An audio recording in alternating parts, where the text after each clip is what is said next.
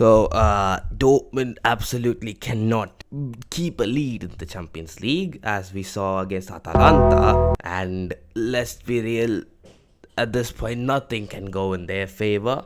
They are just absolute bottle jobs. I started supporting them because they wore the same color as my cricket team. Speaking of which, let's see how they're doing. Oh, hell. It looks like nothing can go right for me. At this point, the only thing positive in my life is my blood type. Okay, so since I recorded this, CSK have actually won 2 games in a row, so maybe we are back. But it wasn't always like this. My cricket team also used to be successful. In fact, they are the most successful team in the league. And they also have 2 Champions League titles. Now, you might be wondering, what the hell do you mean by Champions League? Did your cricket team suddenly, is your cricket team just claiming AC Milan trophies or something, considering their origins as a cricket club? Did MS Dhoni himself go back as a goalkeeper or something? Well, it's not actually that. It's the fact that cricket actually had a Champions League and they want to bring it back again. So this video is about that. We are going to be talking about the Champions League 2020, cricket's attempt at a global cricketing tournament, why it failed, why it's apparently coming back, and whether it's actually doomed from the start. But before we get into this video, thank you all for clicking on this and actually giving me some views, and let's get into it.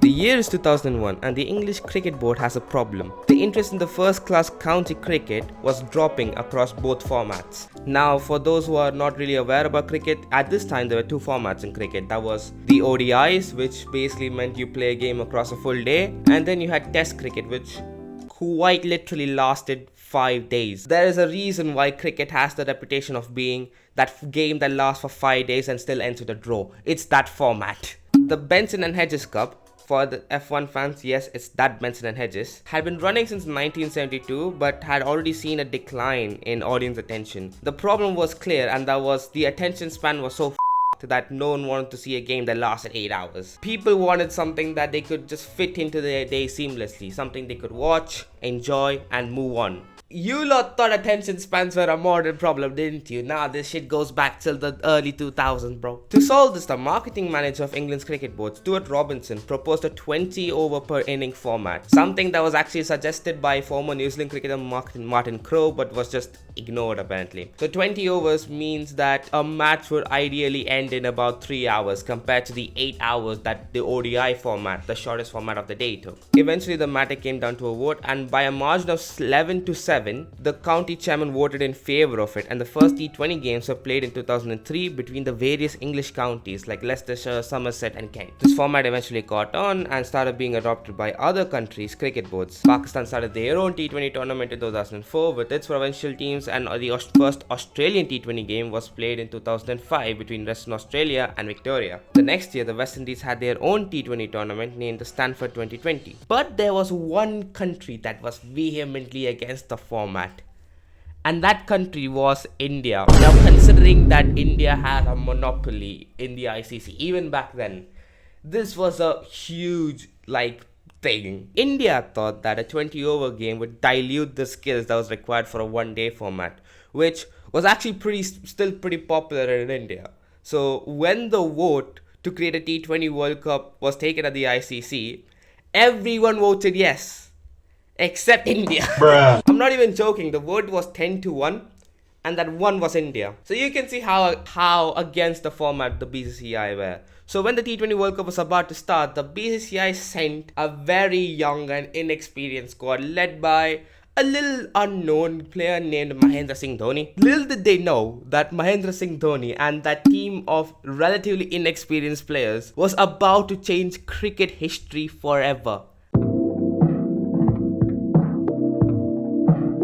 The Indian team absolutely dominated and went on to win the T20 World Cup against arch rivals Pakistan. Yeah, even back then we were owning these lot. This moment of national pride and the preceding increase in the popularity of the format suddenly created a demand for T20 cricket in India. Now, there was the Syed Mushtaq Ali Trophy that was established, but that was more so kind of like the counties thing, and domestic cricket in India wasn't really quite popular either. Around the start of the 2007 T20 World Cup, the BCCI, in collaboration with businessman Lalit Modi, announced the Indian Premier League, set to start next year in April with 8 new franchises. But that also meant there was about 8 months without a T20 league, and that's when Zee Media Company of all companies sensed an opportunity and decided to launch the Indian Cricket League. Talk about imaginative. Talk about being unique. Yeah, India does not do that shit, bro. We are Asians. Asians do not like creativity. Why the hell do you think every Indian parent wants their child to be a fucking engineer?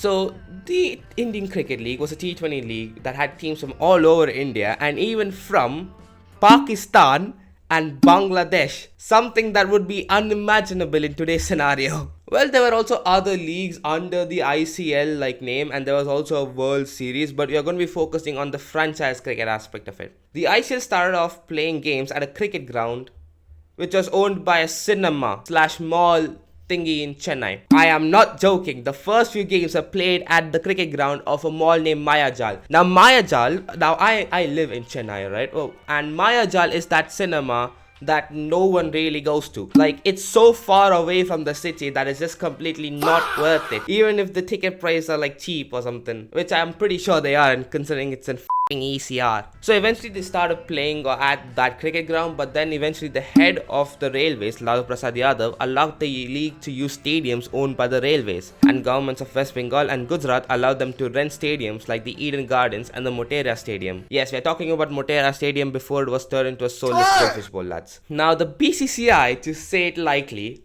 were absolutely livid. They countered the ICL by increasing the prize pool of the existing domestic tournaments and also banned anyone playing in the ICL to play in the IPL or for the national team, which back then the ICL had names like Ambati Rayudu and Stuart Binney. For these players, you couldn't really even play unless you left the ICL. Brendan McCullum's century in the first match of the IPL, where it was the final coffin for the ICL. It was just, they could not continue past that point. And that very century was also the starting point of a huge phenomenon in Indian sports. The Indian Premier League became an instant hit, and as soon as the first season ended, the cricket boards of India, Australia and South Africa decided to create a league that featured the winners of the top cricket leagues in the world, taking inspiration from the UEFA Champions League. I use inspiration very lightly here. They ripped them off. I mean, the trophy originally looked like original, okay, and then they went to this, which is quite literally a UEFA Champions League knockoff. It looks like the UEFA Champions League trophy was bought from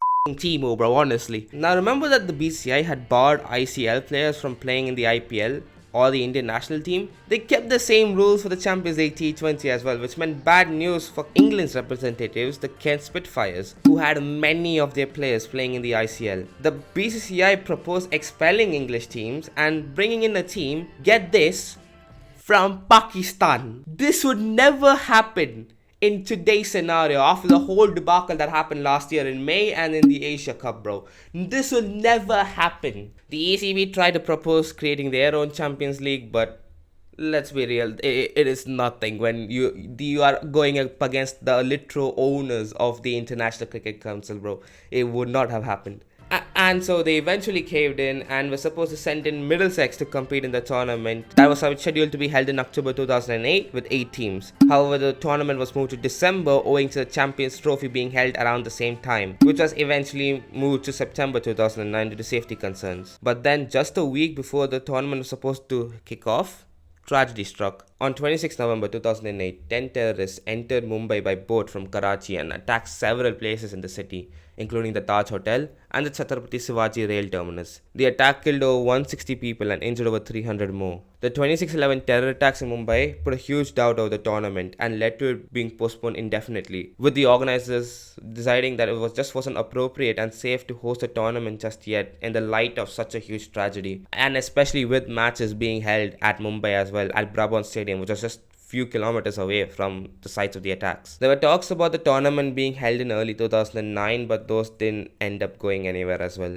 The 2008 edition was cancelled, and instead, the champions of the IPL, the Rajasthan Royals, ended up playing a charity match with Middlesex at Lords, known as the British Asian Cup, which the Royals ended up winning.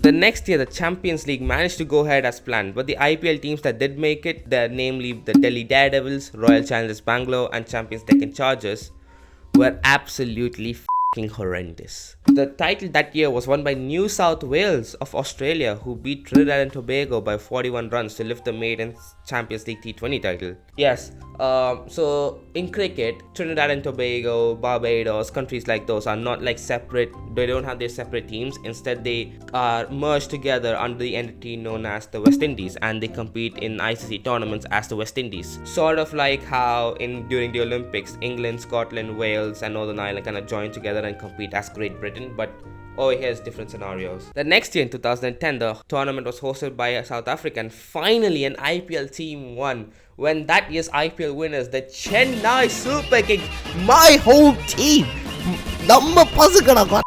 won the title by defeating Warriors comfortably by 8 wickets. By the way, the Warriors were the host team and we beat them. We did not know the conditions and everything, and we still won. That is what you call fucking heritage. This is cricket heritage. They, however, did not fare well in the next edition. After winning the IPL again in 2011, CSK failed miserably in the Champions League T20, winning just one game and exiting in the group stage, despite the fact that matches were held at MH Chidambaram Stadium.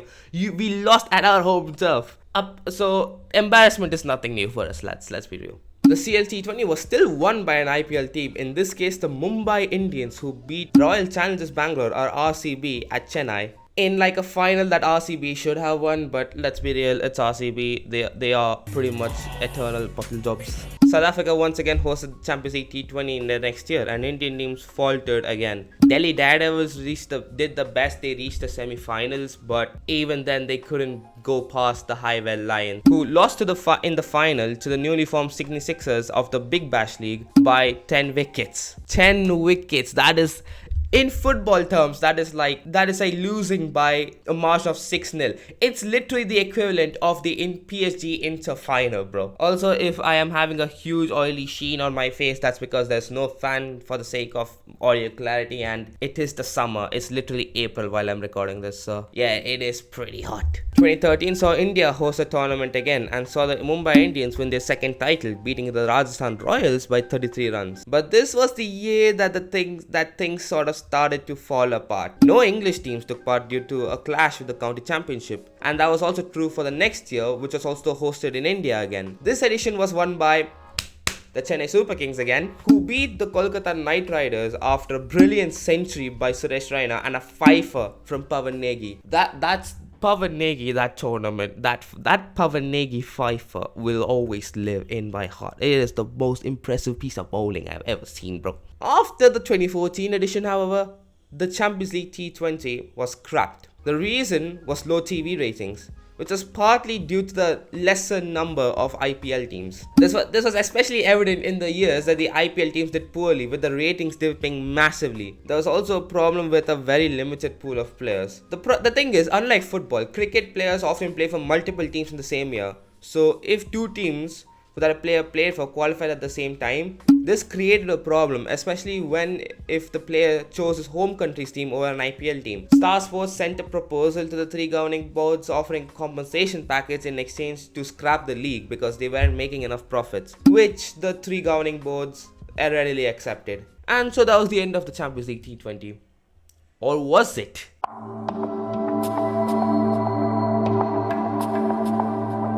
Reports of reviving the Champions League T20 started popping up around April 2024. A year later, in June 2025, the ECB chief executive Richard Gould stated that the World Club Championship was in the cards. Later in July, reports from Crickbuzz stated that members of the ICC during their annual conference in Singapore discussed reviving the Champions League T20 and creating a governing council, similar to how the three boards at the start governed the league earlier. This governing council would consist of India and Australia from the original three, and England this time. Punjab Kings owner Nes Wadia also called for the league to be revived in November. The problem for this though lies in three key aspects, that is tournament window, multi-team ownership and player pool.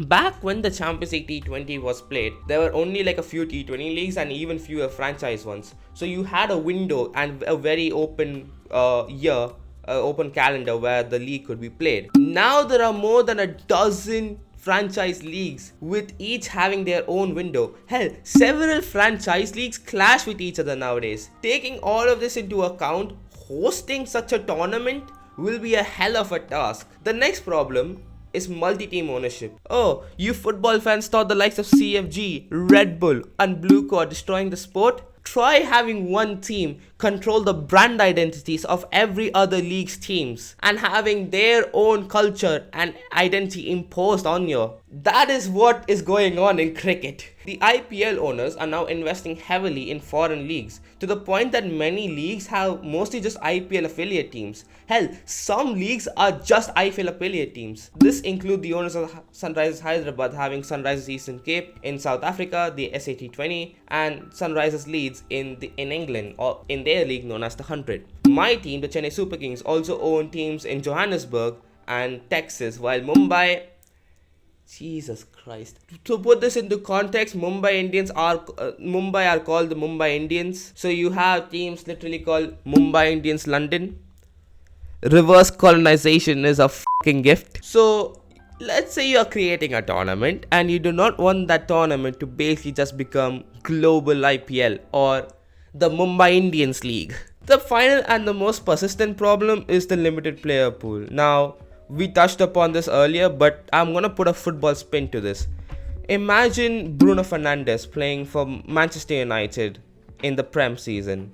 But then once Premier League gets over, it's like time for Serie A to take over, and he goes to Italy and plays for Inter during the Serie A season. Then it's time for the Bundesliga season, so he goes to Germany and plays for Dortmund. And now imagine if Inter and Dortmund were called Milan United and Dortmund United or something. That's kind of how the cricket player pool is nowadays. The player pool is so small that teams will be in a dilemma for which IPL team they should play. Many of these players also play for both the main IPL team and their affiliates. So if basically the tournament say a Mumbai Indians global friendly festival or whatever the hell it is, players like Trent Bolt who play for multiple of the Mumbai teams will definitely have a dilemma, and owners will obviously want them to play for their main teams, which will lead to there being just one clear favorite among all.